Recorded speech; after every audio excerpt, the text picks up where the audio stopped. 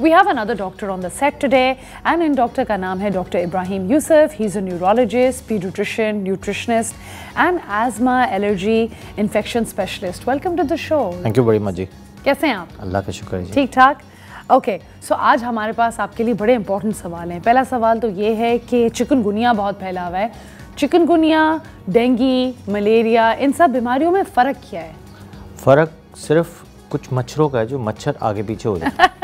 Mosquitoes, आपको पता है ना, एक मच्छर. हाँ, एक तो एक मच्छर जो है कुछ भी कर सकता है. हाँ, तो छोटी सी चीज़ इतना करना. ऑफ कोर्स आप देखें दुनिया की, अगर आप इसको कभी माइक्रोस्कोप पे देखें तो उसमें एक बहुत ख़तरनाक चीज़ होती है. उसकी एक निडल होती है जो अंदर से निकलती है बाहर, जो एनेस्थेसाइज करती है आपकी बॉडी को. तो उस वक्त आपको कुछ भी नहीं होता. थोड़ी देर बाद जब मच्छर काटता है तो यू गेट सिकी, और उसके बाद जो है खुजली शुरू होती है. उसके बाद आपका डिम्पल बन जाता है.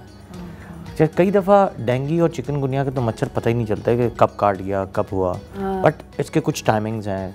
अर्ली मॉर्निंग बताएं कितने बजे doctor? 7 o'clock till 8 o'clock. Let me write that down. इसके बाद शाम में मगरिब 7 AM to 8 AM. 8 AM. Okay. शाम में 7 AM 7 PM?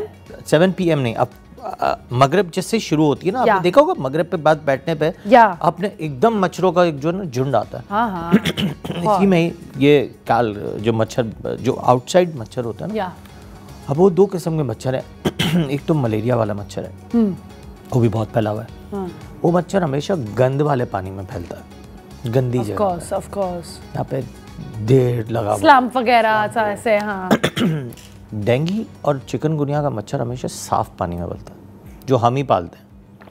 हम ही कहीं ना कहीं तालाब बना हुआ है, घर में मनी प्लांट लोगों ने रखे हुए होते हैं, लोगों के घर के बाहर ही कहीं पानी डंप हुआ हुआ है.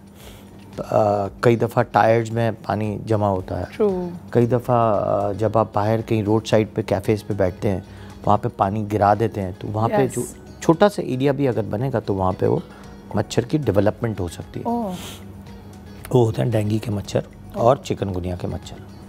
डिफरेंस मलेरिया का तो सबको पता है कि सिर्फ high grade fever as such बहुत ज़्यादा नुकसान नहीं पहुंचाता, मगर उसके भी अलग अलग पैल्सफेरम्स हैं जो अलग अलग किस्म के फीवर करवाते हैं. अच्छा. कभी 2 दिन बाद कराता है, कभी को 3 दिन बाद कराता है, कभी को डेली कराता है. ये है मलेरिया. उसमें भी हाई ग्रेड फीवर होता है और इट्स वेरी अच्छा ट्रीटेबल है. हमारे यहाँ पे तो IMNCI प्रोटोकॉल के हिसाब से इफ़ एक चाइल्ड या ह्यूमन बीइंग कोई भी बीमार हुआ है तो एक एंटीबायोटिक का अगर आप शॉट लगाते हैं तो मलेरिया का शॉट लगाना लाजमी है. अच्छा. It's a highly infected area of malaria. अच्छा. जितना भी सिंध वाला या कराची वाला एरिया. अच्छा. डेंगू और चिकनगुनिया की कोई ट्रीटमेंट आज तक नहीं आई, ना कोई वैक्सीन है. मलेरिया तो मगर डॉक्टर यूसुफ, डेंगू में तो आपको वो दे रहे होते हैं पपाया पाउडर या papaya juice and papaya leaf. उसका मैं आपको बताऊंगा व्हाट विल हैपन.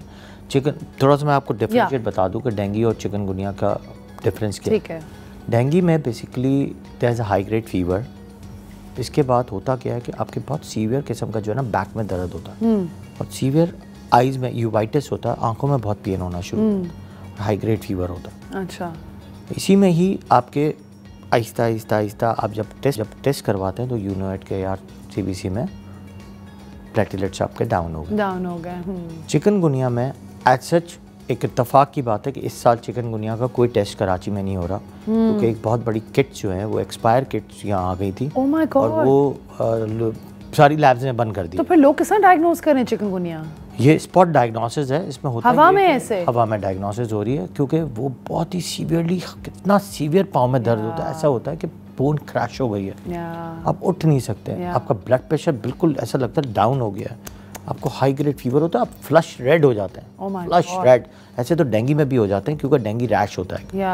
लेकिन चिकनगुनिया में आप रेड होते हैं. डेंगू में एक रैश. डेंगू हुआ है 15 दिन डाउन थी. ऑफ कोर्स मगर chikungunya sounds a lot more scary doctor. Yes, chikungunya तो उसको आपको IV fluids, IV pain killers, Neurobion और स्टेरॉइड के बगैर आप ठीक नहीं कर सकते. Oh my God. और इसकी हाईली मैनेजमेंट. आपने ट्रीट किए पेशेंट्स चिकनगुनिया के भी? पेशेंट मैंने ट्रीट किए, और इस महीने में तो मैंने तकरीबन नहीं तो कम से कम 100-150 तो पेशेंट मैंने इमरजेंसी में ट्रीट किए होंगे. इत्तेफाक से इस हफ्ते में डेंगू को मैंने बहुत सारा एडमिट किए पेशेंट्स. अच्छा. क्योंकि जिनके प्लेटलेट्स भी डाउन हो रहे हैं, जिनका हीमोग्लोबिन भी डाउन हो रहा है और WBCs भी डाउन हो रहे हैं, तो मिक्स इन्फेक्शंस आ रहे हैं। Doctor Yusuf, you feel this is happening with kids as well? बच्चों के साथ भी हो रहा है?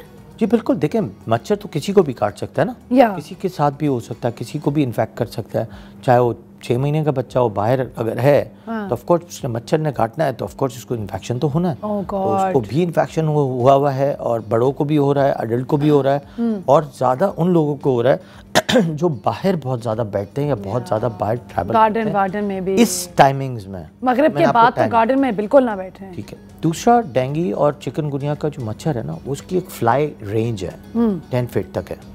आप अगर अपर एरियाज पे रहते हैं तो ऑफ कोर्स उसमें डेंगू के मच्छर काटने के चांसेस कम है, बट यही है कि सिचुएशन बहुत ख़राब है आजकल, क्योंकि इस पे हॉस्पिटल बहुत ज़्यादा इन्फेक्टेड हो रहे हैं और इससे ये होगा कि एडमिशन रेशियोज बढ़े हैं बहुत सारा, और लोड ऑफ, आपको पता है एडमिशन बढ़ता है तो of course load of money भी बढ़ता है, क्योंकि हर जगह ट्रीटमेंट तो प्रॉपर होती नहीं होती है, तो ये भी एक बहुत बड़ा फैक्टर है। अच्छा डॉक्टर यूसुफ, अभी हम इतनी खौफनाक बातें कर रहे हैं कि मुझे तो अब डर ही लग रहा है सोच के कि ऑब्वियसली इतनी ज़्यादा डिजीज़ेस बढ़ गई हैं। So given all of these things, how is it that हम अपनी हेल्थ और अपनी इम्यूनिटी एज किड्स और एज एडल्ट्स बिल्ड कर सकते हैं वापस? अल्लाह ना करे अगर हम इन डिजीज़ेस के साइकिल से गुजरें। लेट्स से आपने मुझे अभी बोल रहे थे बिफोर हमने शो स्टार्ट किया कि डेंगू तो 1 साल लगता है इम्यूनिटी वापस सही करने में। So can you tell our audience a little about it also कि अगर हम किसी बीमारी से गुजर रहे हैं तो हम अपनी बॉडी को रिकवर कैसे करें, वापस सही कैसे हों? पहले तो एक आपको बात बताऊं कि आपने सवाल से पहले एक और सवाल करना था। हाँ। कि हम बचाएं कैसे, कि क्यों हो वो तो हम बचाएं, वो तो हमने एक्सेप्ट कर लिया कि हो गया है। कौन से मुल्क में ऐसा कानून है या कौन से ऐसे मुल्क में हाइजीन के इश्यूज हैं कि क्यों हो? फर्स्ट क्यों, पहले तो एक वर्ड है ना कि नहीं क्यों, ये एक फाइट होनी चाहिए। क्यों आपके स्प्रेस क्यों नहीं हो रहे, आपके गर्दो गुबार क्यों है, आपकी जहाँ रोड कंस्ट्रक्शन हो रही है वहाँ पे इतना मलबा फैला हुआ है कि वहाँ पे डस्ट, मतलब इतना इन्फेक्शन रेशियो वैसे ही फैला हुआ है। अच्छा, जहाँ डस्ट फैलती है वहाँ पे अस्थमा, एलर्जीज इतना फैल रहा है, इतने वायरल इन्फेक्शंस फैल रहे हैं, तो आप नहीं, ना तो आप पोल्यूटेड एयर को ठीक करते हैं, ना आप पोल्यूशन ऑफ ट्रैफिक ठीक करते हैं, ना आप पोल्यूटेड एरियाज को ठीक करते हैं, तो ये कैसे ठीक होगा?